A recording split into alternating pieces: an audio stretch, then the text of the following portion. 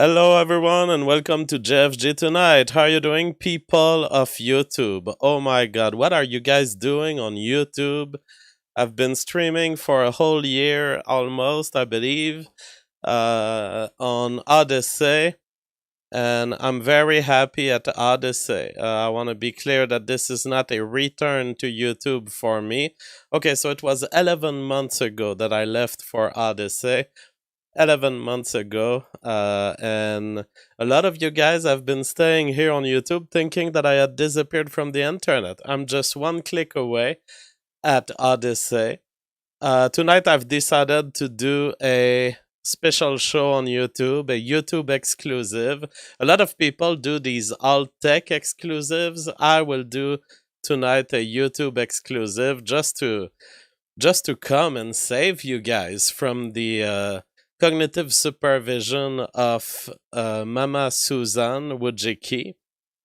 You guys must be suffering. You guys must be in a desert of poor content, having to endure content that is not franked, that cannot touch certain aspects of reality.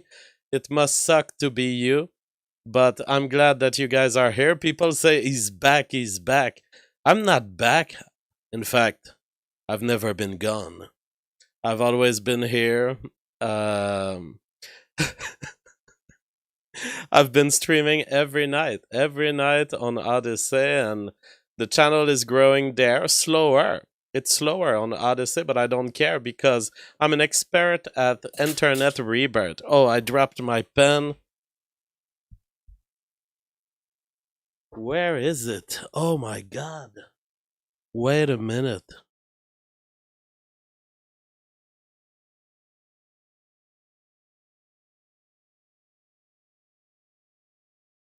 I really love this pen. It's a pen that cannot write because it's a digital pen. It doesn't write in ink, but I really love it. It gives me something to hold during the show and with which I cannot mark my face because it doesn't have ink. Uh, the Stoner Koala says YouTube Stockholm Syndrome. Oh yeah, the show is so much more pleasant to do on Odyssey that I don't care if it leads to a smaller audience. Anyway, YouTube is capping our growth here, so as far as I'm concerned, I wouldn't want to favor Susan's website. I wouldn't want to have super chats here that end up paying 30% to a criminal enterprise, which is YouTube, which is violating the law in the US and Canada by forming a monopoly and by forming a cartel where people with money can decide what you can say and what you can't say. So, no question in my mind, I don't want to contribute to the economic success of YouTube. And no matter how small the audience I can gather and drag out of this website, I will do it. And this is what I've been doing for the last year. Tonight is the celebration of the Revolutionary Phenotype, 4 years. And 4 years is so small in the grand scheme of things. It feels like 4 years ago was another universe. But 4 years, when you think about it, 4 years is nothing for a scientific theory, nothing for a book that tells the truth. And someone is on Discord, he just joined Discord, and he says, "Hey, JF, your OG community isn't with you anymore. The guys following you now are leeching off the guys who were with us a few years ago. Don't trust with empathy. Full Metal Engineer says hi. You Thinking Hape and Millennial Woes should do a panel. But yeah, don't trust Americans who come to your servers, including me.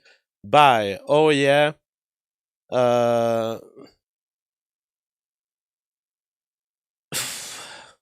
what is this conception that what are these OG guys that were watching the show?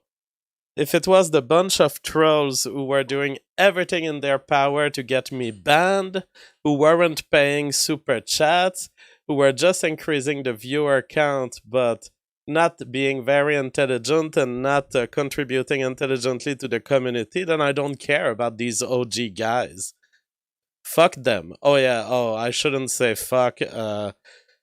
I've been on Odyssey, and on Odyssey I can say fuck. Here we just lost audience just because I said fuck.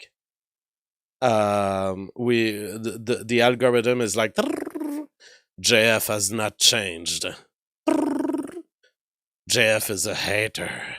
And he's starting to make conclusion. We're starting to see a little bit how it is behind the scene of censorship with the Twitter files release,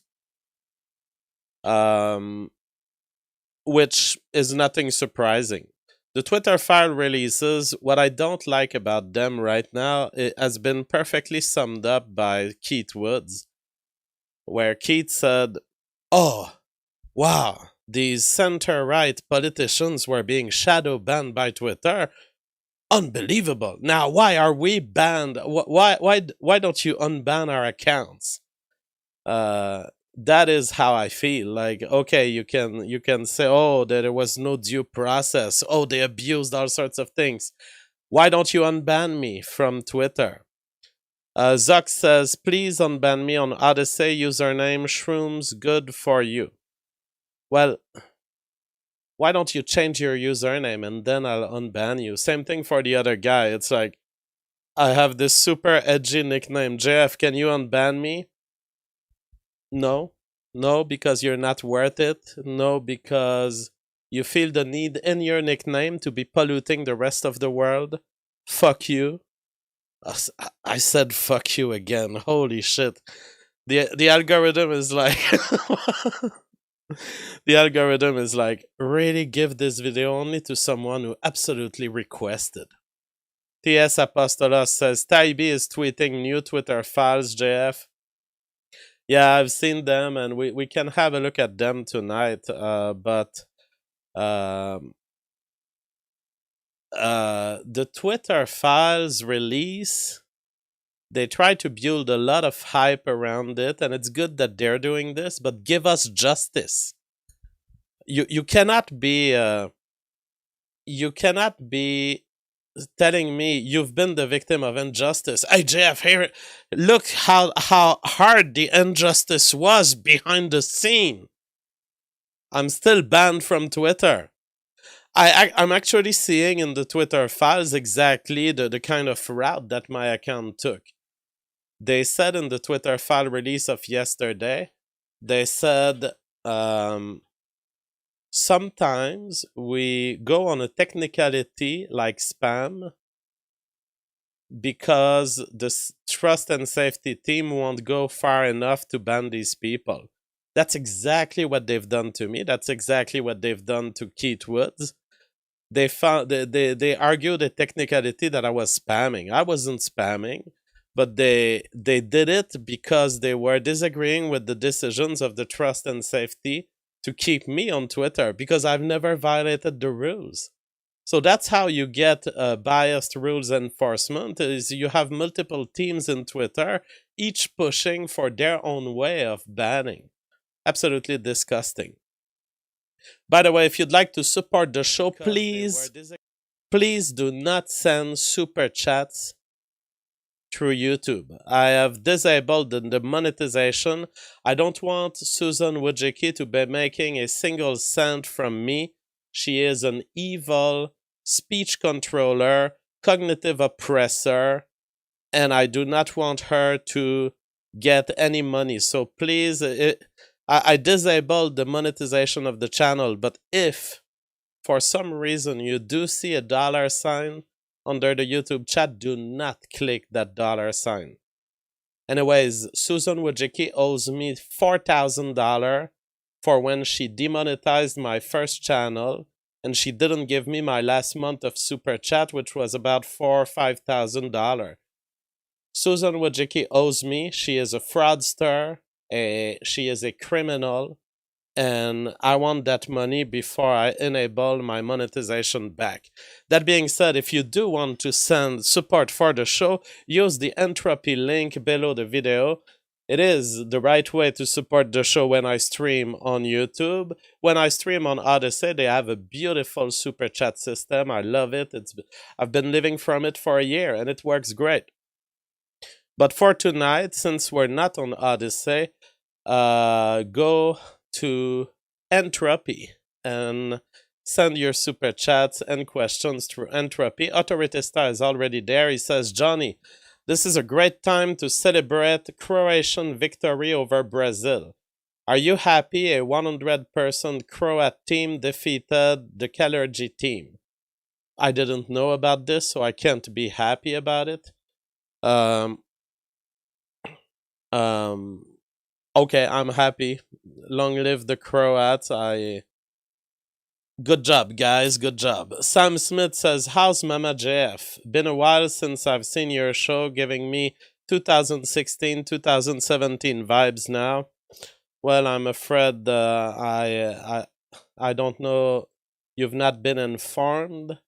Mama JF is dead. She has been rolled over by a large truck 2 years ago. Yeah, it was a great shock. But yeah, it happened, and so no, I'm just kidding. It's so funny to have an audience that hasn't followed me. You guys are stuck in the past, and I can lie to you about the unfolding of the last few years. Mama JF is in the kitchen right now. She Today I went shopping, and she had been asking for a while that I bring back. People are like, people are like, what, bro? What? F. Uh, bad joke. No, I think it's a funny joke. I think it's funny because Mama JF appeared on the show yesterday. So if you guys were following at Odyssey, you would know it was a joke. Holy shit, you guys. There should be a term for these people who hang on to YouTube for too long. YouTube cucks. Would that pass? Maybe. YouTube cucks. That's what I will call you guys. So I went shopping, and there were salmon heads. Beautiful salmon heads. It had been a while that Mama JF was requesting that I bring salmon heads, and I had the option of buying full salmon, which sometimes I was doing, but that you pay a lot for the fillet, and you get the one head. So I ended up buying 3 salmon heads today. I brought them back. Now Mama JF is doing some work on the salmon heads because you have to remove the brachial apparatus before you cook them. It's going to be awesome. It's really awesome. The face of animals is a very interesting biological tissue. It's filled with pockets of fat, cheeks. You get to taste the skin. The experience of eating a salmon's head is very similar to a pig's head, and you get to taste skin and fat specifically. Mama JF is coming here in order to prove that she hasn't been run over by a large truck. Oh my god, what is this joke? It's not even funny. It's funny. No. It's funny because these people for a minute imagined you with your usual smile Oh my god, and a big truck just vroom. Oh my god. Why are you doing that to me? You could have said I was No, but what's funny about it is that half of the audience listens to us every day on Odyssey. They know very well that you haven't been run over by a truck. These guys are laughing at the other guys, the YouTube cucks. I'm not that hello. How is the salmon head cooking going? Is that feasible? Oh wait, that's the best part, the brain. The brain? Yes. Very fat. Yes. The eye of salmon is not bad either. Really? Yeah, it has. It's kind of a liquidy thing. But my favorite is the cheek and the skin and the fat around the head. All right, so now that we've done all of the introductions, Mama JF is leaving the studio. Now that we've done the introduction and put it clear to people that you must follow me on Odyssey. Odyssey is the new site for intelligent video. It is a site that allows free speech of a certain kind. There is a TOS, but they don't apply it in this maniacal way of YouTube. They are human about it. All they ask us is not to become, not for your channel, not to become a criminal enterprise. And that's okay, you know. That's totally fine. And they ask us not to create too much waves of provocation, useless provocation. But if there's a societal subject that's interesting from a news perspective, I can cover it in freedom at Odyssey. So join us on Odyssey. The streaming technology is updated and great. We still have some issue. Sometimes the show starts and there's no sound, and it's a 30-second thing, but I restart another show. But other than this, the streaming technology just works. Um, Adrian J says, just started watching you again on Odyssey a few days ago after a long break. Yeah, it's worth it because, you know, you can do that little joke sometimes that you wouldn't do because of the YouTube algorithm, and that's just worth it, just this. And then the subjects that we can cover are so much more expanding. Nick, Kanye, everything that's been happening in the last few weeks. I documented it, I comment on it in the same way I used to do back in the days on YouTube. Ray Yoon says maybe YouTube cocks should just watch on Odyssey. Absolutely, they should. John Drake says maybe you should do one show a month on YouTube to pick up stragglers, JF. I don't want to do it once a month because I think it's punishing the crowd that truly follows me and that's willing to say, oh, all right, I'll take a platform change to watch JF. So once a month would be too much. Once a year, I'm good. So this is my last YouTube video for the year, and I'll come back next year and get those who are still hanging here. Dead Star says JF even provides an MP3 and links to the news. Exactly. Everything I cover on the show, you'll see in the description below. All in MP3 form. If you're on the go and you don't have much bandwidth, you can just download the MP3. Zerato says, have you had any copyright problem for the Ye Gavin interview? No. I think they are reporting that Hassan had problems, but these leftist bread tubers, their problem is they leave the interview running and they don't comment. We know what the standard is in the business. It's 20 seconds max and then you comment. People say, JF, why do you stop the video? Papa JF stops the video so that he doesn't get a copyright strike. And when you do this, there's no problem. And I haven't heard of any complaint from the Odyssey side. Rodita Sid says, I think Viva Frey has a good technique. He starts his streams, first half hour on YouTube, then switches over. But this creates an eternal bunch of lazy asses. Lazy asses YouTube cucks. And I don't like this. And it divides the community. It's and knowing how YouTube is disproportionately applying its rules against people like me, they would certainly ban me for this because they have a rule against this. YouTube has a rule that says if your video doesn't provide original content but instead is meant mostly to redirect to another website, you get a strike. Of course, they would apply it in my case. Of course, they would, and they won't apply it in Viva Frey's case, of course, but that we know is what we have to deal with in terms of YouTube double standard. Lars Ardvig says, I wish all good viewers a Merry Christmas. I can't quote. Yes, we are on YouTube. There's lots of quotes we cannot say, we cannot do. Uh, Flea Bitten says, Jeff, where have you been? I thought you had choked on a frog's leg. I did choke on a frog's leg, but I'm still alive, and I'm on Odyssey streaming every night. Arbane says, JF, how's the tomato plants going in the greenhouse? Well, it's kind of the winter in the north right now, so the tomato plant is dead.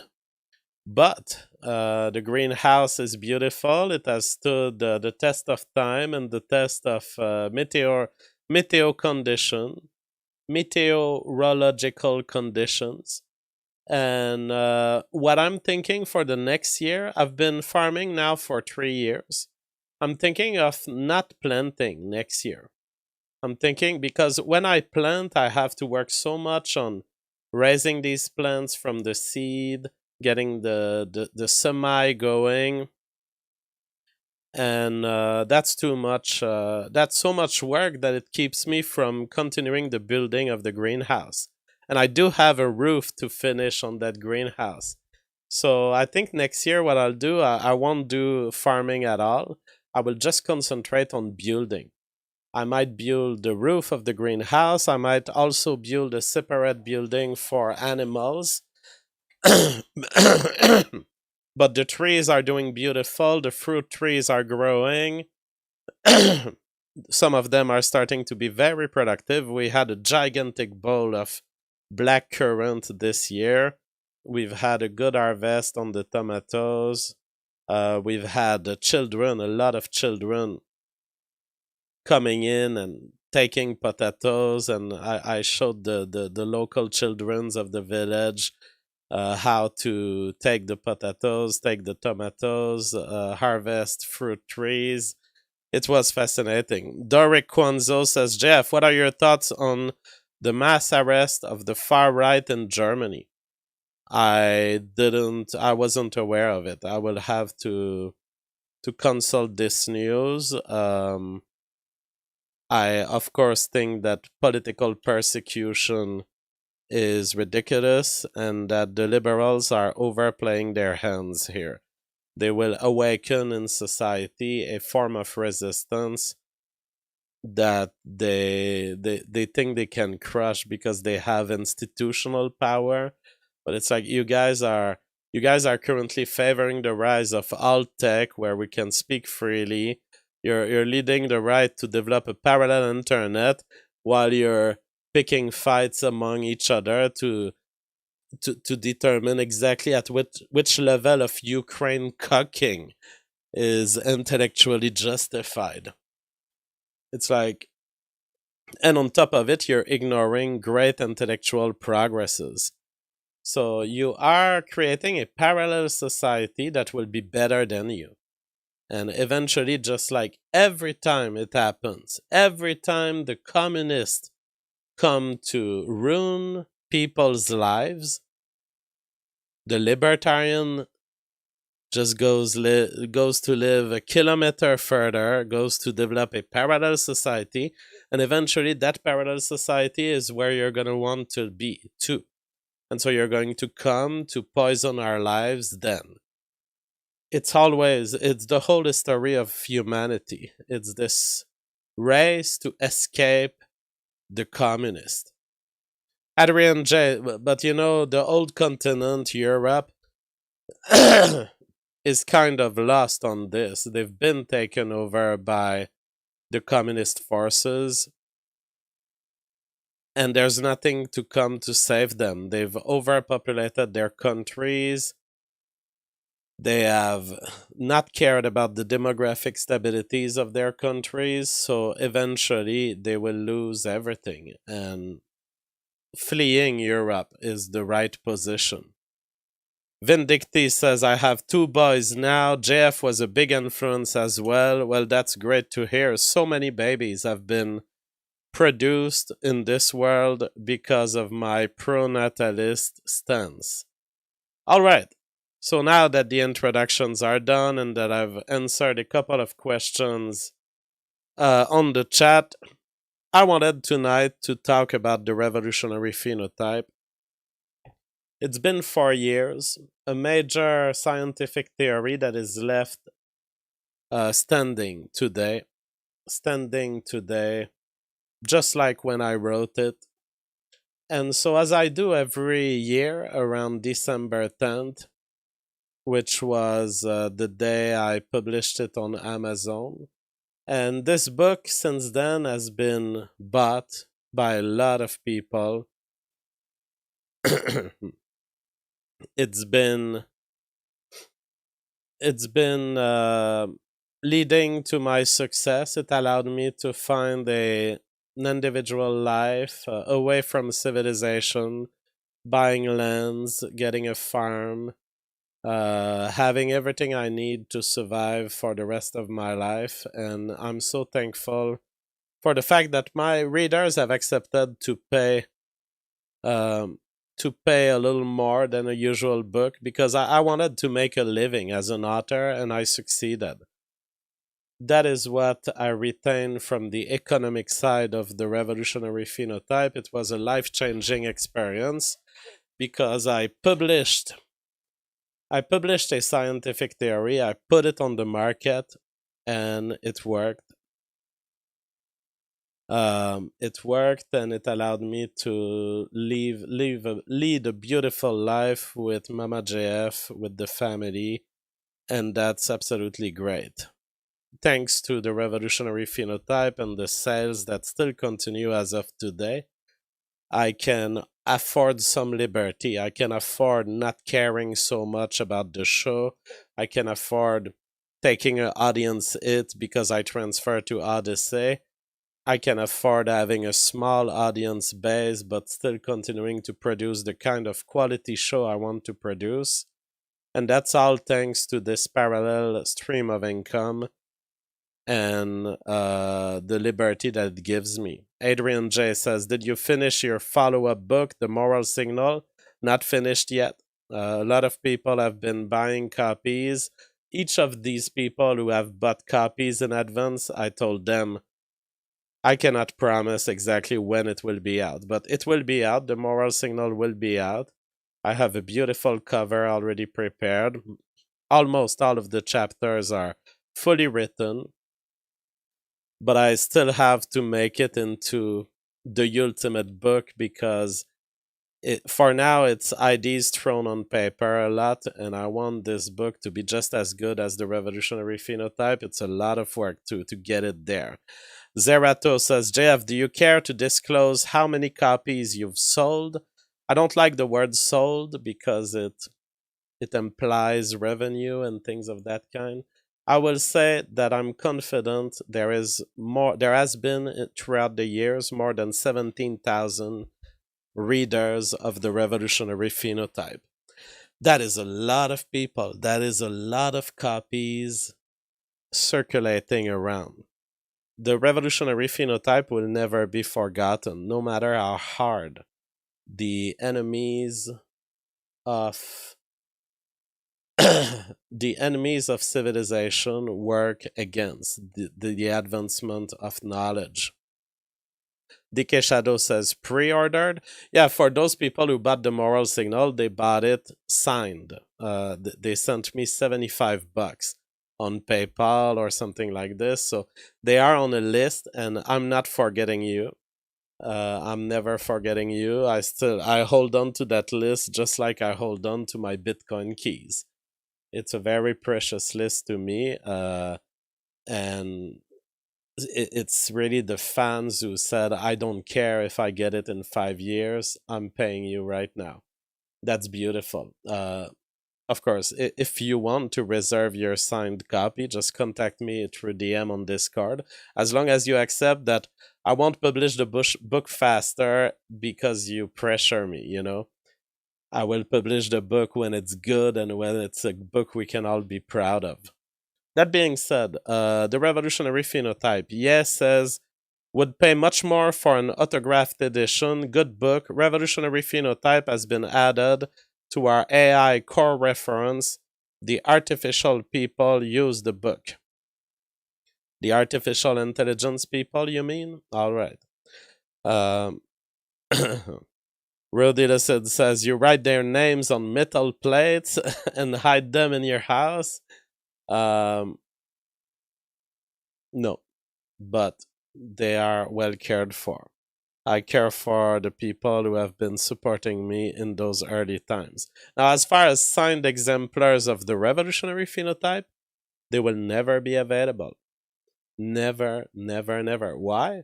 Because I've already sold them. Whenever I release a book, I promise to my readers, you can pay this very high price, which is 75 USD. I mean, very high price.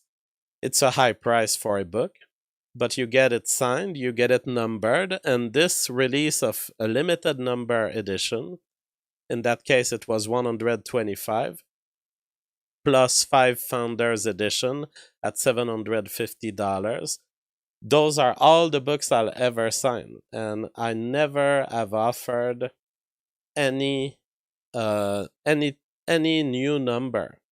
So when I number them from 1 to 125, it's a unique thing that you have to be there at the moment of the release. If you're not there, if you didn't buy it, there never is going to be a new number. So I don't know, the 125 books are out there, they are circulating. Perhaps one day they will be sold on the black market or stuff like this. Dead Star says, and JF gets your address.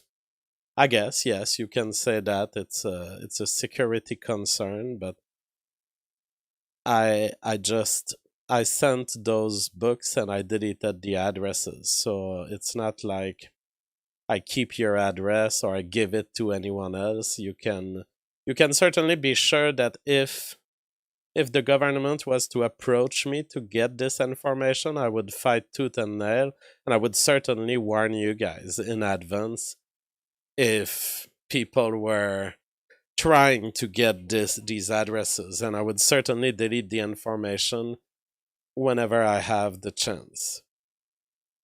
Ryan B says, can't believe I have one of those 125. Yeah, it's something to have. It's an NFT, yes, in a way. Tristan Deleval says JF's TRP might play the same whistleblower becoming the germ of the thing he wanted to denounce as 1984 and all. Well, that's already present in the book. I say it. I basically suggest that the book is causing the revolutionary phenotype as much as it's trying to stop it. But that's the nature of when you have a choice, right? You have an input, and faced with that input, human civilization can take two routes. But we have to decide to take the route of staying DNA-based beings. It's not going to come at you for free. You have to have the honor and consciousness and understanding of the truth that leads you to say, hey, I don't want a phenotypic revolution. All right. I wanted to do an overview of what the revolutionary phenotype covers, why it's an important theory, and how I got to it, and what is the theory. Because in all those years, although we've had great success on the sales, on the reading, and although we've had an acceptance of the theory by Robert Trivers, one of the greatest biologists alive, and I don't say that lightly. It's not just a guy who approved TRP. The fact that Robert Trivers sent me an email saying this is a very powerful book, I agree, and congratulations, that is extremely significant. You cannot pass beside this book if you're a biologist. Forex Shark says, congrats on the anniversary. Just read the book this year and also listened to the audiobook, which was great. Great to hear. Great to hear, Forex Shark. So I started thinking about the revolutionary phenotype in a long time ago. You could argue that I started thinking about it when I was a young adult, around 18, 20 years old, doing my first thinking around biology. I had already read Richard Dawkins' The Selfish Gene when I was a kid in French, around, I don't know, 10, 12 years old. I have no idea when. But I remember getting that book from a French library, and it was Le Gène Égoïste. That is what the title is in French. And so I was a developing biologist, and I was thinking that there has always been a problem with the theory of replicators, that it was a very powerful theory. To me, it was the greatest pillar of my life. It was explaining more than anything else, and all fields confounded. The selfish gene to me is more powerful than any economic theory, any sociological theory, any political theory. To me, the selfish gene explains everything, literally everything, um, about the world that we see around us, from animals to plants to human society. There is nothing that's alive that escapes the description of the selfish gene. That was my position, but still, to me, there was something weird left by Richard Dawkins' approach, which I already knew from the selfish gene, and eventually I got into reading the extended phenotype. And that question was, if Richard Dawkins is right, and that he captured all of the features that were needed for life to evolve, then why aren't memes coming and just tearing us apart? Why aren't memes cannibalizing us? It seems to me that the selfish gene is evident in the selfishness of animal behavior. When you look at sharks, they're gonna take a whole life between their teeth, and they're gonna take it for them. That's what the selfish gene leads to. Yet, when you look at memes, it seems that they're not as self-defensive and not as aggressive as sharks. And to me, that's always been the seed question to the revelations in the Revolutionary Phenotype. If selfish genes can be described the way Richard Dawkins described them, if all you need is replication, mutation, selection, and if these three things are indeed happening to memes, why don't we have shark memes? Why don't we have memes literally creating separate organisms that come and eat us or rape us? It seems that Richard Dawkins himself was aware that there was something weird with human culture. That if you were to apply the replicator understanding of it, something didn't work. Because they tried very hard, and Richard Dawkins was followed on this by Daniel Dennett and Susan Blackmore.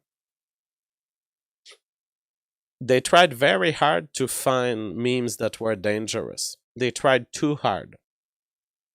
And they started saying, well, religion is dangerous, don't you see? There's there's these religious movements, these sects. The meme of their religion spreads, and eventually they end up committing mass suicide. So that's an illustration, according to mimetic thinkers, that yes, memes can be dangerous. Memes can be totally evolutionarily ruining for you. They can kill you. And then they started attacking religion as a whole and saying, all right, here's another view of memes as parasites. Christianity comes in, teaches you a couple of false things about God, and there's no one in the sky, yet the religion claims there's someone in the sky, and that's God. That's an example of parasitism. Now that's when the mimetic thinker got too loose. Because religion, as it turned out, and Susan Blackmore had to step back on her statement of this, because Susan Blackmore used to claim that religion is parasitic, but the data that was coming in, and it was already available to these thinkers when they came up with memes, but eventually it became very, very clear that in the US, atheists don't make much babies. And Christians, on the other hand, the more Christian they are, the more religious they are, the more they make babies. And so it became very clear that religion is not parasitic, that religion is symbiotic at best if you want to see it as a life form. But really, the best way you could see religion is it's a signal sent from parents to offspring because it helps them, because you make better on their religion. So to me, then, if that was reality, then the thinkers of mimetics were all wrong, all the way for decades. From Richard Dawkins with the original ID to the Daniel Dennett who were making speeches in 2005, 2010, to Susan Blackmore with all of her books, and one of her book with an intro by Richard Dawkins. I was like, all of this is wrong, but I have to find why it's wrong. And in trying to find what is wrong, and that's the thought process I was launched on around 2014. When I was not at 2014, I was like, okay, I still have 1 year left of my salary as a postdoc, and I don't want to continue in the academia anymore.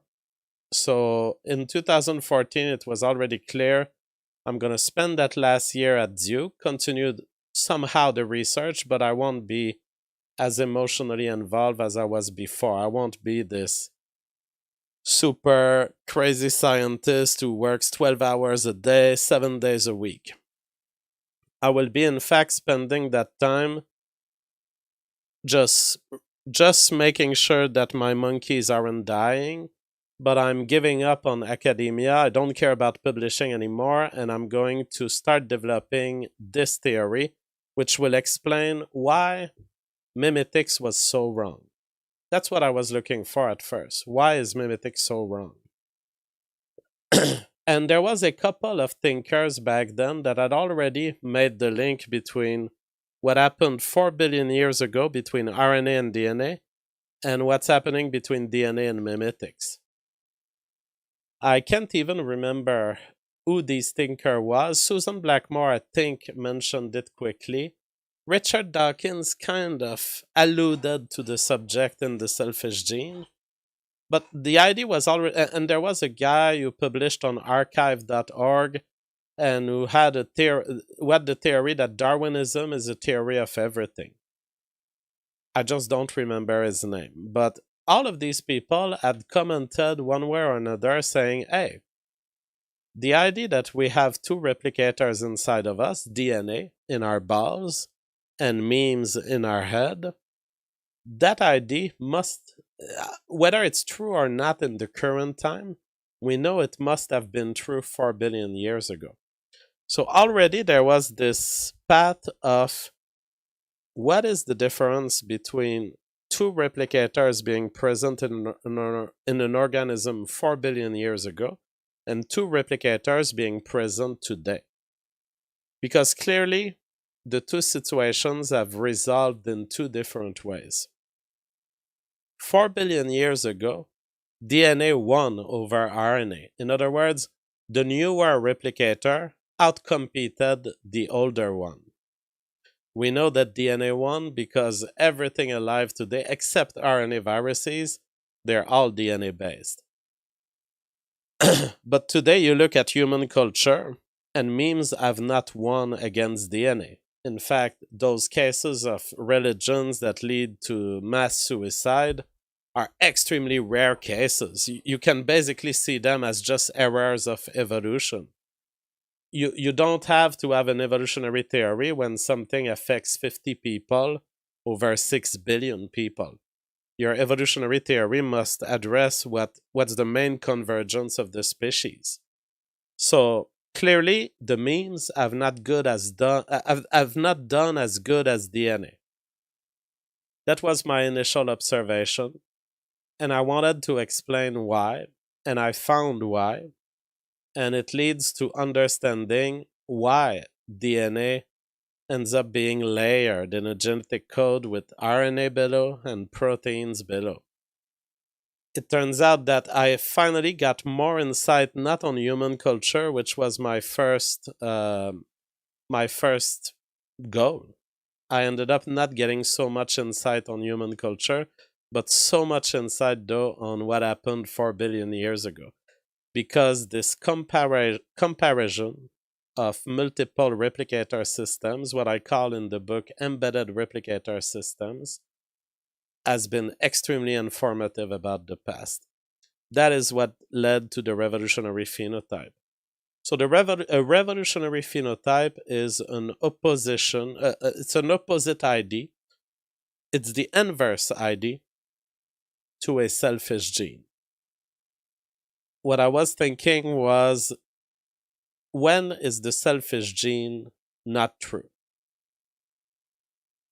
And when I launched myself on this line of thought, I was convinced that it was always true, that I wouldn't find an exception. But I thought that just the idea of an exception to the selfish gene would somehow be informative.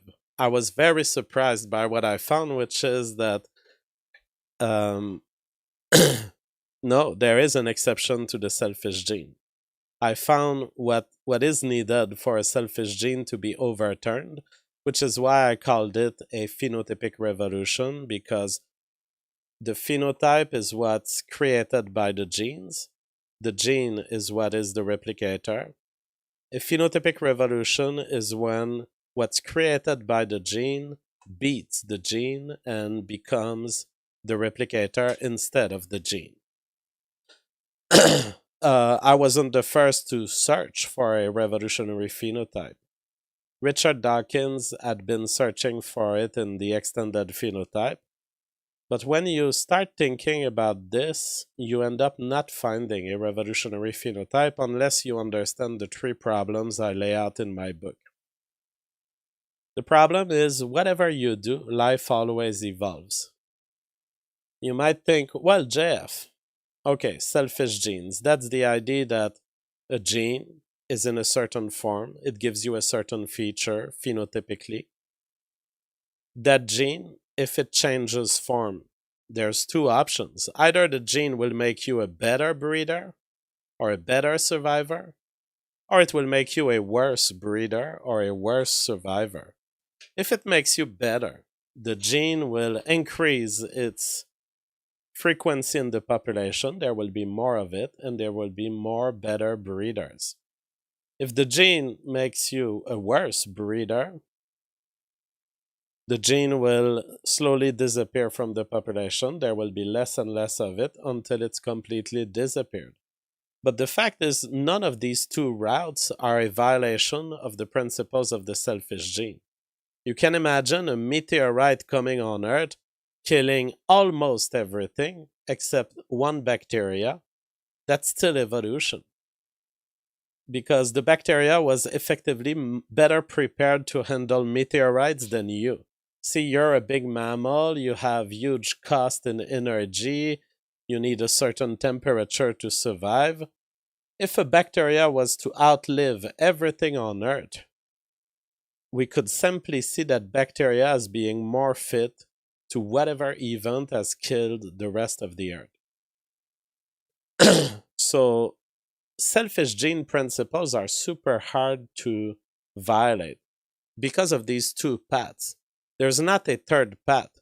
Either you increase your representation in the population, in which case you participate to evolution, or you decrease your frequency in the population, in which case you also participate to evolution. You're just the loser of it. So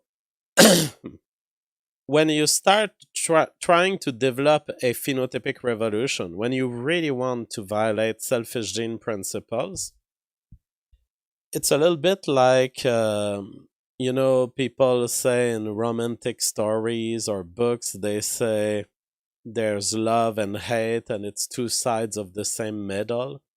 You have to find a way to violate the selfish gene with selfish gene principles.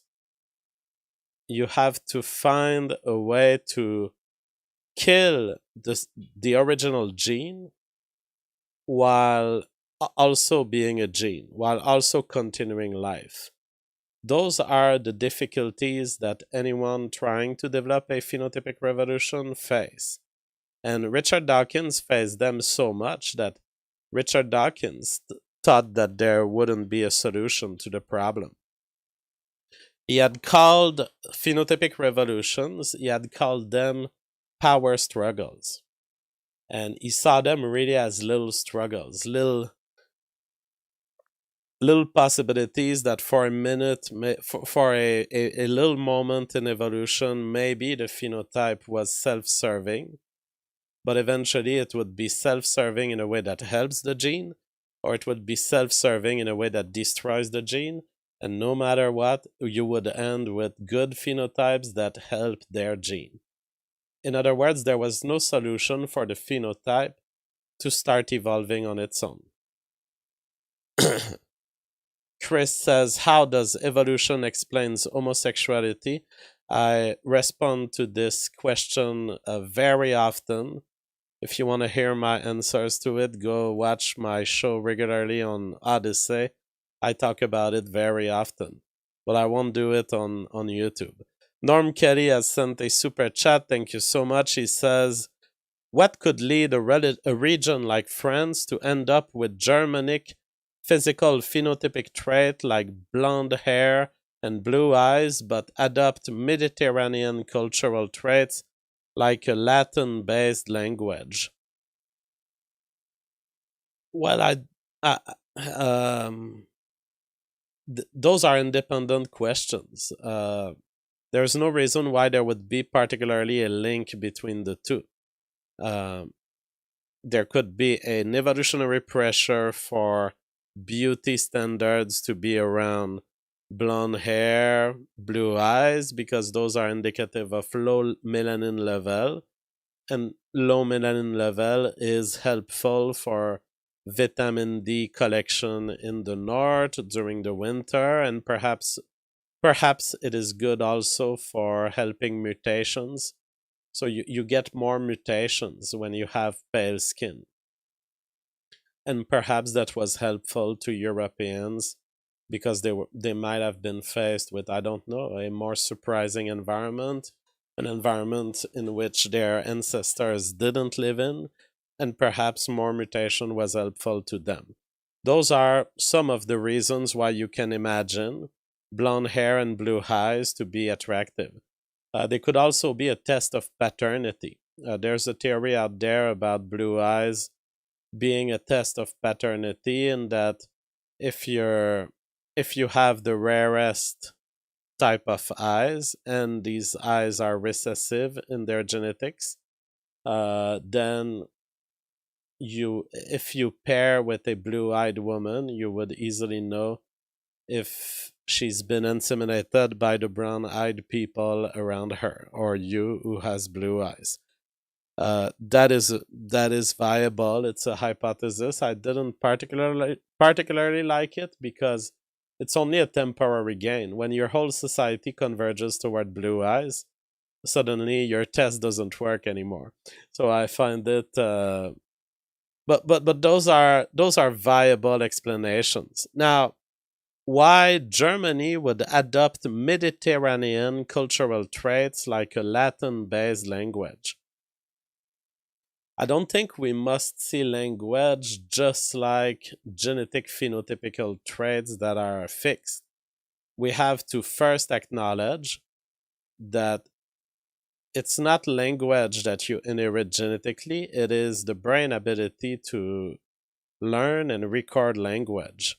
And then it is the set of brain and political preferences that will lead you to be liking one society over another, one language over another, or perhaps be exposed to military and political interactions with one society instead of one of another.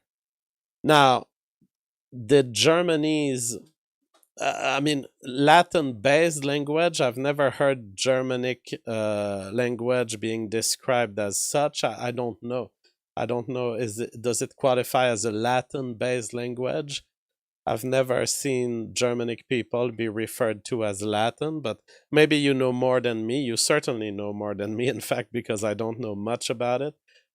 So I would say whatever leads you to acquire a certain type of language is is yes rooted in genetics, because it's genetics that led you to be exposed to one culture or another.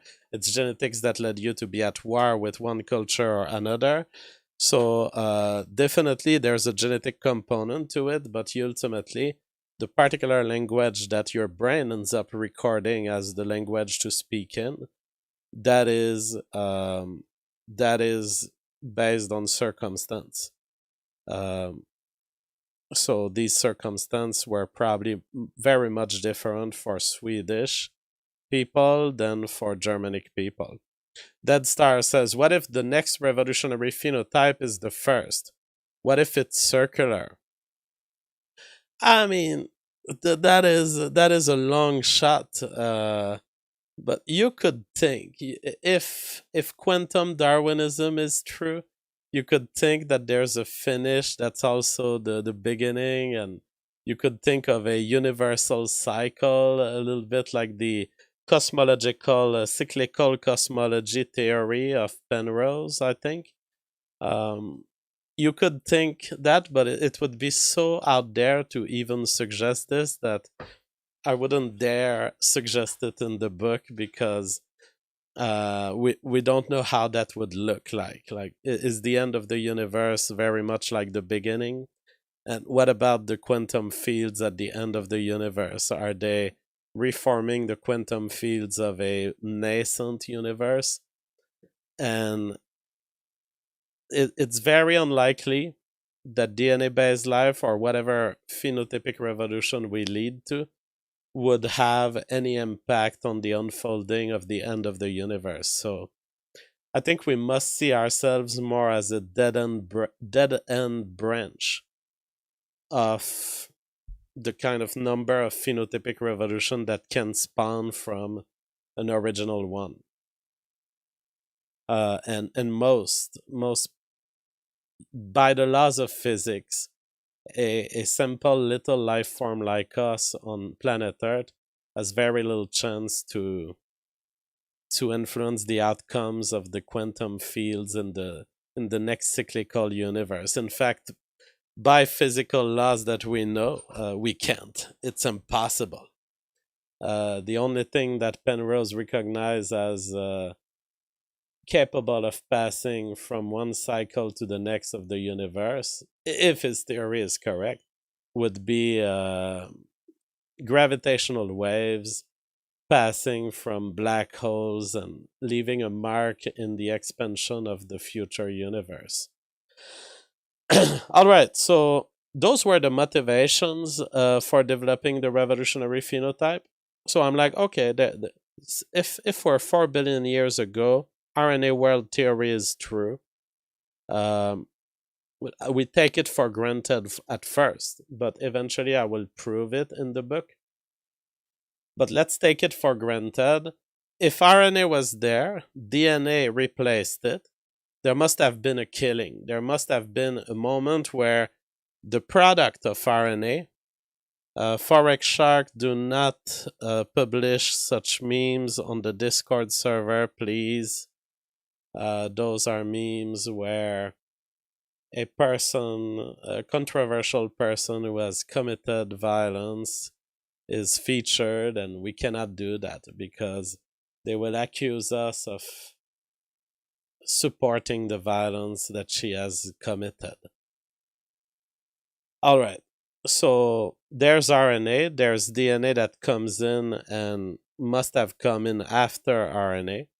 and it must have killed RNA. It must have taken over at least the organisms that ended up being per RNA, per DNA. So the whole question here is, has the selfish gene principle been violated? And the answer is yes. If RNA was a selfish gene, there is no path in which it can lead to another gene replacing it. All it can do is be better for itself, in which case it increases in number, or it can be bad for itself, in which case it disappears, goes to extinction. But it didn't go to extinction. It seems that a third path was created here. RNA created another life form, and that other life form became successful and killed RNA. So there you go. You have a third option to the evolutionary route that Richard Dawkins hadn't captured in the selfish gene. It's not just extinction or success. It's extinction, success, or the creation of another life. Now, those terms are not the terms that are usually used in science. The idea of creation is very frowned upon. But I have realized that this third option could only be described as such. That there was no other way to say it than life was created, a new life, a new form of life. And that's what a revolutionary phenotype is. It's an instance of a new form of life, a new life form. Now, how can you do this? Because if the tools of evolution only give us extinction or proliferation, how do I proliferate? But I proliferate while also being headed toward the third path, the path of creating a new life form. And then the question is, how did a bunch of molecules 4 billion years ago, how could they possibly create a new life form? How do I design a path in which something keeps surviving until it creates a new life form and then stops surviving? All of this with only one tool available, natural selection. People are being encouraged to move to Odyssey. Indeed, if you want to hear my view on so many subjects of the news other than my book, you have to join Odyssey. The link is in the description below. It's easy. It's video.jfg.world. Zerato says, it's my impression that genes determine what the ideals/problems are. An environment determines how you should strive towards/solve them. What do you think about this, JF? I think it's crap. Any sort of such description that you've given is bad.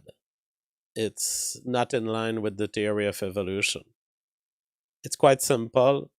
As long as you think there's such a thing as the environment, you haven't understood the theory of evolution yet. It's as simple as this. The environment does not exist. All there is things that replicate and things that don't replicate.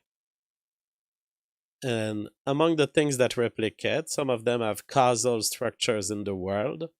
These causal structures are called the phenotype. But whatever is the rest of the world, which I call the creamplex in my book, this cream out there, the thing that does not reproduce, all of it is potentially includable as part of the phenotype. And it behaves with respect to the genes. It behaves like the phenotype. So let me give you an example. A meteorite, I will take the same example as I used earlier. A meteorite comes on the earth. You die. Was it your fault or was it the meteorite's fault? From an evolutionary perspective, is it that the meteorite is in the environment and it killed your phenotype? Or is it that your phenotype does not know how to handle meteorites properly? Your phenotype does not know how to caress a meteorite and use its energy for your own good. I mean, there's plenty of energy in an incoming meteorite. One could argue that there are certain life forms who could learn and adapt to just catch the meteorite, slowly slow its speed, and eventually recruit the energy for their own survival. So, from this view, you simply died because your genes weren't fit to meteorites. It's not that the environment killed you, it's that your phenotype killed you. Your phenotype killed you because you lack meteorite nets. You didn't have the genes for meteorite nets. You can't catch a meteorite. That's your problem, and you're dead. From this perspective, you don't even need an environment. The meteorite was part of your phenotype. Your not having a net was part of your phenotype, and your genes have been killed by your phenotype. Let me give you a second example just so you can generalize. You end up on a planet where there's no apple, no sugar, you die. And in fact, just before you die, I record your blood level of sugar, and it shows a very low blood level. Whatever sugar was left in your blood was what your mother had given you before your birth, and eventually you end up dying because you lack energy. um, your blood level of sugar, was it the environment or was it your phenotype? Well, your blood level, your blood is in your phenotype. Your blood is part of the causal structure of your genes. So your blood is definitely within your phenotype. So your blood sugar should be your phenotype too. Well, the thing is, if you have a view that the environment is out there, you will conclude that the problem of the blood sugar level was directly linked to the fact that there were no apples in the environment. There was a lack of sugar in the environment. And suddenly your blood sugar level is not so much caused by your genes, it's caused by the environment. That's what happens when you have this environment phenotype distinction, which I've come to believe is absolutely fallacious. It doesn't exist. It's a social construct. And when you think about it, we should have known from the beginning, from the extended phenotype of Richard Dawkins, if the phenotype keeps extending and extending, the phenotype is the entire universe. Richard Dawkins has appropriately proved that there's no bound to the phenotype. And so if there's no bound to the phenotype, then everything is the phenotype. Now, once you understand this, you understand that there's no environment. Environment is just a special word we use that's a social construct, which requires itself a concept of body or phenotype. But since that phenotype and body has no limit, since there's really no difference between the pheromone that's inside of you and the pheromone that's released to charm a woman out there, then the pheromone that's outside of you is part of your phenotype. And then the female that you influence with that pheromone is also part of your phenotype. And the meteorite is also part of your phenotype. Basically, there are two things in the universe, replicators and phenotype, and that's all there is. All of this was a sidetrack, but it totally relates to the book, so that's why I've been so lengthy on that sidetrack. Um, so that's important to understand. Abandon the environment. Anyways, in any case, the environment is not needed. Whether there's a distinction between phenotype and environment doesn't matter to my book, but it's an interesting thing to keep in mind that I don't believe there is a distinction. So, how do we violate the selfish gene? Well, my book shows that it's quite simple, actually, but Richard Dawkins was missing an element. I have tried summing up the wisdom of Richard Dawkins in my first two problems, chapter 7 and chapter 8. So, the wisdom of Richard Dawkins is you need replication, selection, and mutation, and you get evolution. And one way of seeing it is the first thing you need to make, if we wanted a piece of your body to become a life form, to become a replicator, the first thing we would want is that thing should replicate. That's something I totally agree with Richard Dawkins. It should replicate, because if you don't replicate, evolution cannot apply to you. You don't have natural selection. Anything else around you will outcompete you, and you will disappear. So that's the forgetful creamplex, and I do some thinking around the boundary between the phenotype and the environment in this, but most importantly, something must replicate. And replication is not what most people think. A lot of people think, for example, that because they see many cars of the same make and model, that the cars are somehow replicators, or that computers are replicators. They're not. And that's one important insight of chapter 7. A car is made from a blueprint. A car is a copy of another car just by the mere fact that they root into a similar set of causes. They take their root in a similar process that has led car A to be very much like car B. But for replication to be the case, you need a read and write mechanism. So the car makers, they don't say, I'm going to take every aspect of car A and I'm going to reproduce it in car B. The car makers are working from a blueprint. And as long as you're working from a blueprint, you're not a replicator yet. The key to DNA evolution, the fact that there can be intergenerational natural selection in progress, is the fact that DNA is reading from a past DNA. DNA is printed into a new generation from a past example of DNA.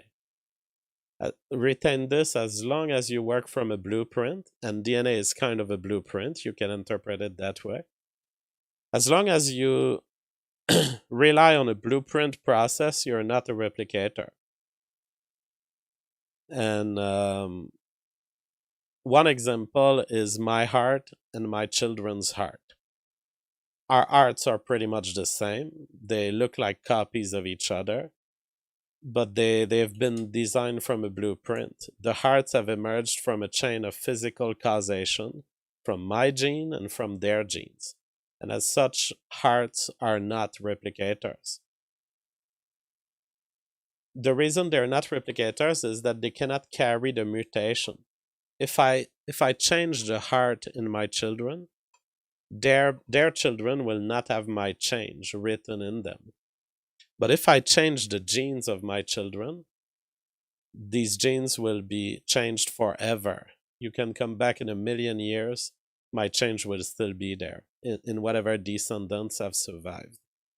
So when you work from a blueprint, you're not a replicator because you don't carry the mutations intergenerationally. That's the lesson of chapter 7. Chapter 8, The Naked Warrior. Another aspect of the wisdom of Richard Dawkins was to understand that there may be all sorts of power struggles that can kind of show up accidentally, but they will be quickly curtailed because a revolutionary life form that shows up from within your body will be so dependent on your body. So the example I give in The Naked Warrior is imagine a brain. the brain starts to make copies of itself. Somehow your brain, let's say you have some crazy idea, you make a brain printer and you start printing brains. Humans could do that in principle, although it would be very complex. There's no reason why we wouldn't one day do it. So you start taking your brain, scanning it, printing a copy of it, and then there's a JF brain out there living in a vat, somehow still feeling that he's JF. Now, the problem of the naked warrior is that a brain in and of itself doesn't work. In fact, a brain in a vat doesn't survive very long. A human brain just cannot survive in a vat at all. In my PhD, I used to work on brains in a vat from fish. We could keep them alive for 8 hours. I was an extreme guy. I kept some alive for 36 hours, but I used radical techniques. I mean, I was keeping aspects of the body of the fish to keep the brain alive. I was keeping the heart, keeping the whole body, but dead. And I was plugging it to the brain. I mean, I was insane. But the point here is the brain needs so many other things to survive. Copies of it will not survive very long. Even if you were to find a couple of tricks, the brain would lose much of its function. The brain couldn't accomplish what it used to accomplish.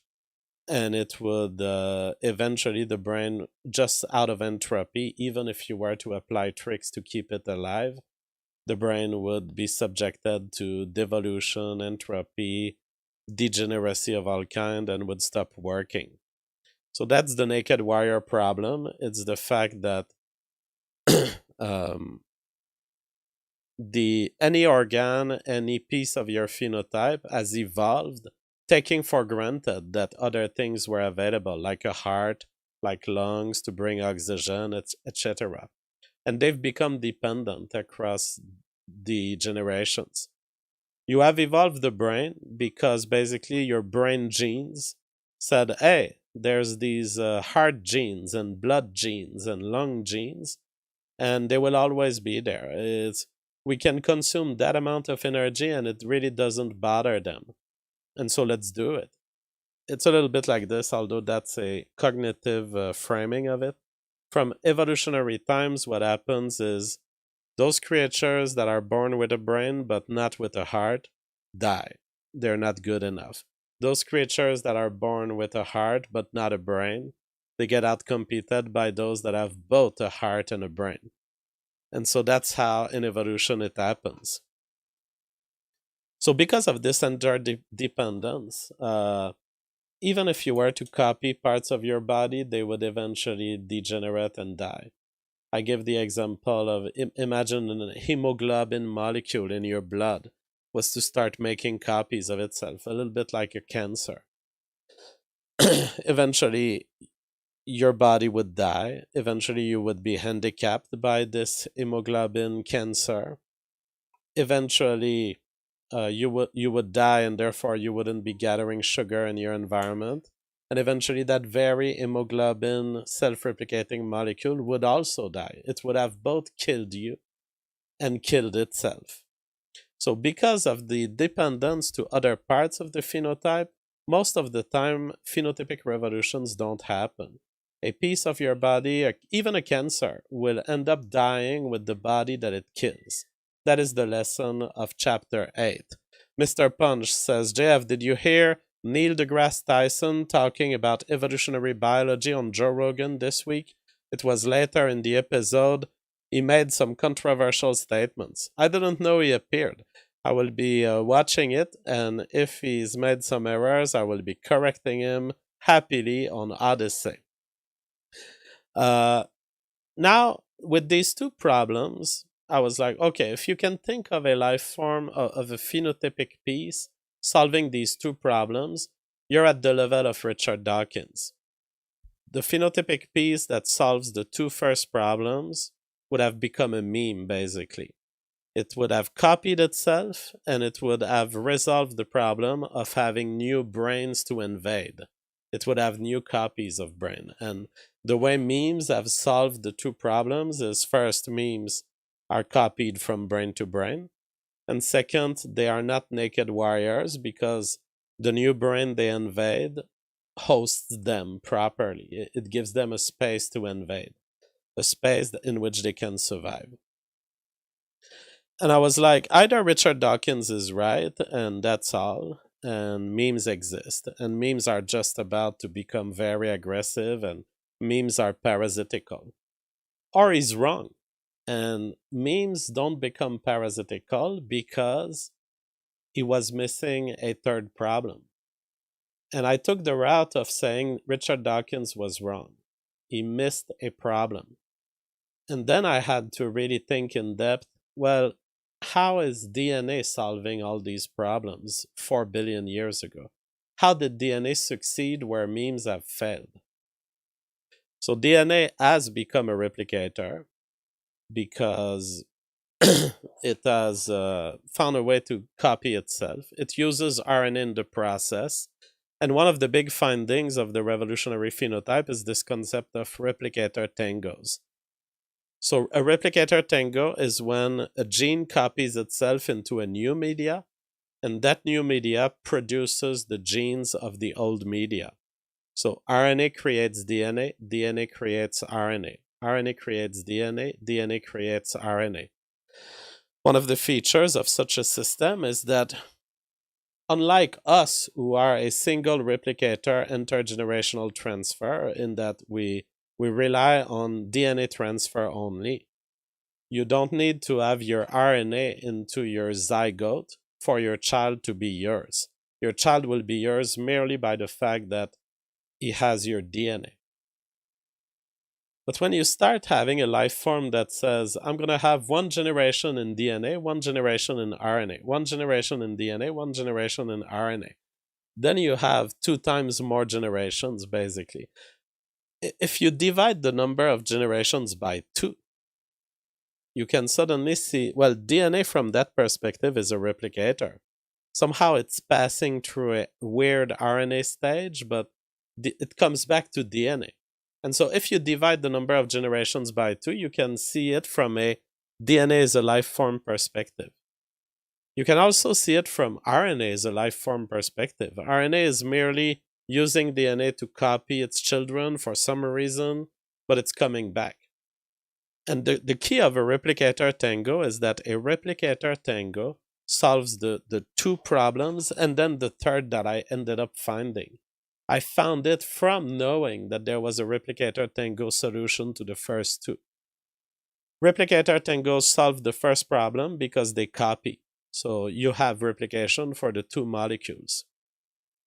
Replicator tangos solve the second problem because there's no naked warrior problem, because you live with the other replicator just beside you. So if the other replicator was creating a heart, if it was creating a brain, if it was creating anything you needed, it's right there. It keeps going. And then I was like, okay, clearly memes have not established a replicator tango. Clearly there was something deeper in what DNA did to RNA that memes haven't done to us at all. Provoker says, should we expect any Christmas discount from Papa JF? No. You will pay the full price for the Revolutionary Phenotype. I've decided that I would drop the price of the Revolutionary Phenotype when the moral signal is out. When I can sell the moral signal at the high price, I'll be giving you a good rebate on the Revolutionary Phenotype. That's just what I've decided, sorry. But I need to make a living, right? I need to start accumulating bitcoins for the next bull run, which, by the way, if you've not been following on Odyssey, I recommend buying bitcoins. This is not financial advice, it's just what I think I should do. I recommend to myself, JF, buy bitcoins. Now, the Bitcoin might drop in price still, but it might also never drop in price again. So that's the right moment where you say, I'm going to start accumulating. Either start accumulating money so that you can buy Bitcoin in a year or in 6 months, or just start accumulating Bitcoin. That's what I do. Mr. Punch says based JF maximalist. Oh yeah, I become a non-maximalist maybe two months uh, every 4 years, and that's when really Bitcoin has risen crazily, and you're like, there's not much more space to gain, so I'm gonna get some of these shit coins, and I'm gonna move a little bit of assets in ETH. But yeah, that's just a 2 month period. You need to be a Bitcoin maximalist 98% of the time. That's what it is. And then you can make some gains if you allow yourself a kind of moral plasticity just at the right time. Yeah, DK Shadow specifies what I just said about Bitcoin is a message to myself. Because sometimes I use YouTube as my kind of answering machine slash phone recorder, audio recorder. It's just a way to repeat to myself, I recommend to yourself to buy Bitcoin. Now, to finalize on the revolutionary phenotype, the realization that DNA had formed a replicator tango with RNA, and that this had solved the first two problems, led me to think there must be a third problem that is also solved by a replicator tango, but that Richard Dawkins forgot. And it was all in the mutations. See, Richard Dawkins was correct in saying you need replication, selection, and mutations. And he even said that the mutations had to be random for the process to be Darwinian. But he forgot to explore what happens when the mutations aren't random. And that gave way to the third problem, which is something that DNA solved, but that memes haven't solved. DNA solved the problem of trickster printers. The problem of trickster printers is that suppose that you are a copying element of the phenotype that goes on a life of its own, that has found a solution to the creamplex. It replicates. It doesn't trust a blueprint. It trusts itself.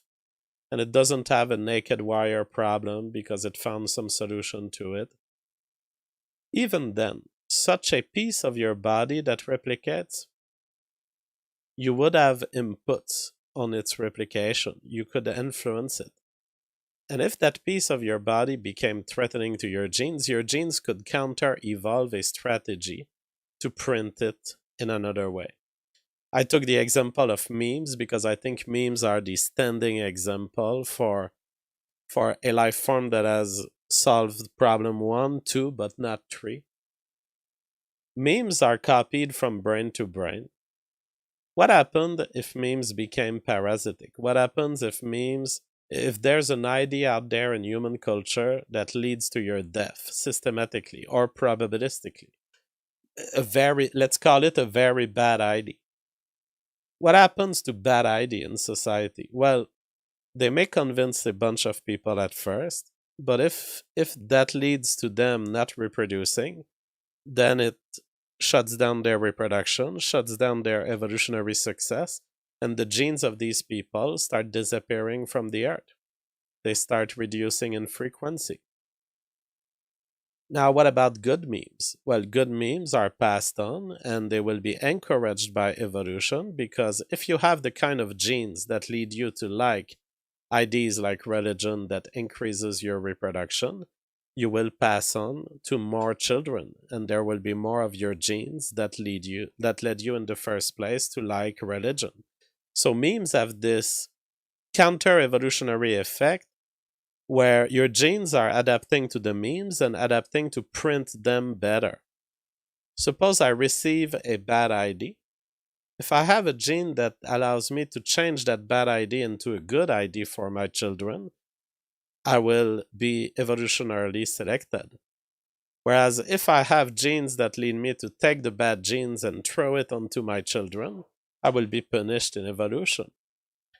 So that is the problem of trickster printer. It's the fact that from the perspective of memes, if you are a bad meme and you're trying to survive, there's nothing you can do other than becoming good, but you can't do that. Some human may make you good. Some human may shut you down or stop transmitting you, but it's going to be his decision based on his genes. Otherwise, there's nothing you can do as a meme. If you're bad, you're going to disappear from humanity, and if you're good, you're going to populate humanity. So, because memes are modified by us, because we have the right to decide that we will exchange an ID or not exchange it, or we can even sculpt IDs and build new ones to pass on to our children instead of what our parents told us. Because memes are malleable, they are not subject to Darwinian evolution, and they are more like artistry and sculpting. They are products of our genes, and they cannot become a life form as long as they're products of our genes. Now, how DNA solved that problem was also to engage in a replicator tango. DNA, by setting a replicator tango with RNA, was faced with a situation where there were no bad IDs that could pass, neither through DNA, neither through RNA. Because if a bad ID, if a bad gene showed up in DNA or RNA, it would punish both, and the organism would die, and the two replicators would be equally punished. So a replicator tango is a situation in which the counter-evolutionary forces and the evolutionary forces are equally aligned. Both DNA and RNA want each other to survive because they're both essential to each other's survival. So there's not a competition in a replicator tango, there is more a symbiosis of interest, of genetic interest. There is therefore no incentive at eliminating bad IDs or changing them toward good IDs. Even those moves are in line with the evolutionary interest of the new replicator, the DNA strand. So these three problems being solved, it led to an enlightenment about genetic layers. Because when you think about what was needed to solve these three problems, it is the replicator tango. And when you think about a replicator tango, the one thing that it does is it creates a new media that becomes an input for RNA and also outputs down back into RNA. So it's like RNA is giving its information and receiving it also to a new entity. That new entity is DNA. Now, if you do that, you're going to end up, no matter if eventually DNA takes over, you're going to end up with DNA forced to send its information always down back to RNA. So the theory of phenotypic revolutions explains why we end up with genetic layers. Each genetic layer is the representation of a past phenotypic revolution, of a process in which genes ended up trusting another media, trusting a new replicator to carry their information. And as such, it is a very powerful theory. Love is Everything says back on YouTube just for tonight. If you want to watch me, you have to go on Odyssey. The address is video.jfg.world. I was just here for my single night of YouTube streaming for the whole year. Odyssey is a great platform. You should totally follow me there. You're going to get updated news, uncensored, JF. That's so much better than censored JF. No Mercy says, JF, can you think of the brain as a revolutionary phenotype? Since it seems to want to escape the control of the genes, think about the brains that are anti-natalist or transhumanist. Sometimes people think that the universe revolves around their consciousness, and when you try to tell people about their genetic self-interest, they will look at you crazy. That's what That's what Richard Dawkins and Susan Blackmore used to believe. But I say they're wrong. I say whatever you observe in the current world in terms of cookery of all kind, those are just temporary misfirings. In other words, evolution had made our brains too open, and the modern world has found all sorts of ways in which this brain could be exploited against its own interest. But I say, just leave it a couple of generations and you won't have transhumanist anymore. And you won't have anti-natalist. I mean, you already basically don't have anti-natalist. That is the funny thing. Uh, it's like there's as much anti-natalism in terms of in terms of explicit anti-natalists, like philosophers who are anti-natalist. There's a handful of them. It's negligible. So you don't have to explain their existence under the theory of evolution. They are just at the fringe borders of existence. And eventually there might be zero left. So the way to see it is this is evolution in action. Evolution just hasn't happened yet for these beliefs. E. Rudger sends a super chat on Entropy. He says, "Hey Jeff, you should watch the 2013 film Her with Joaquin Phoenix. It's exactly like the Revolutionary Phenotype. Lol. Oh, and the prequel Lost in Translation as Bill Murray, in which Mama JF might like. Happy 4 years for your brainchild." Her, is that the movie of a guy who falls in love with a software lady with basically Cortana? I think I tried watching it and I was so annoyed. I found it so. It's so like taking this guy. It's like when they do these documentaries on incels and they're like, we want to show you just how pathetic he is. Look at how bad he is. Look at how ridiculous he is. And I'm like, okay, that's too much. Can we have a movie where he's not that much of a loser? I don't know. Uh, uh, I should try to rewatch it. Fish Batista says it's basically about the soy boy of the future. Yeah, but I'll try rewatching it. And as far as Lost in Translation, I think we watched it when we did our Bill Murray binge watch. Lost in Translation. What is it about? Comedy drama. We might not have watched it. Maybe we skipped it.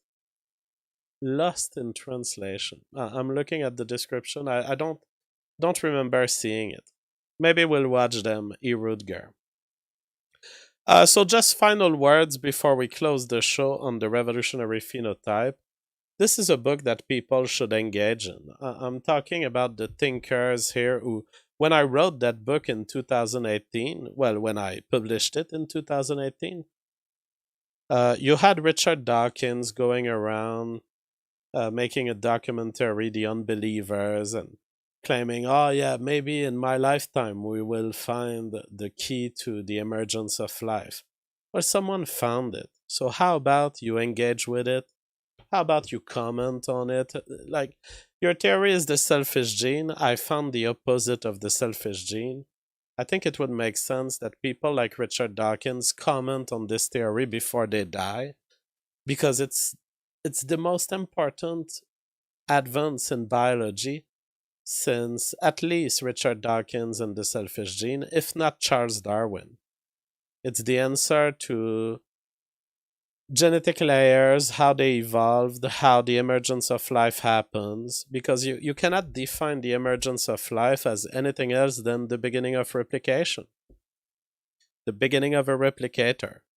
And the Revolutionary Phenotype explains what happens just before the new replicator shows up, and what happens when that new replicator is alive. So Richard Dawkins, Brett Weinstein has received a super chat a year ago approximately. And is it what, maybe 2 years ago? Maybe it's, and back in the days, Brett Weinstein was talking about how mimetics has not been fully addressed, and we have to make an advance in mimetics before we can resolve some things in biology. Brett, this advance has been made in 2018 in a book called The Revolutionary Phenotype.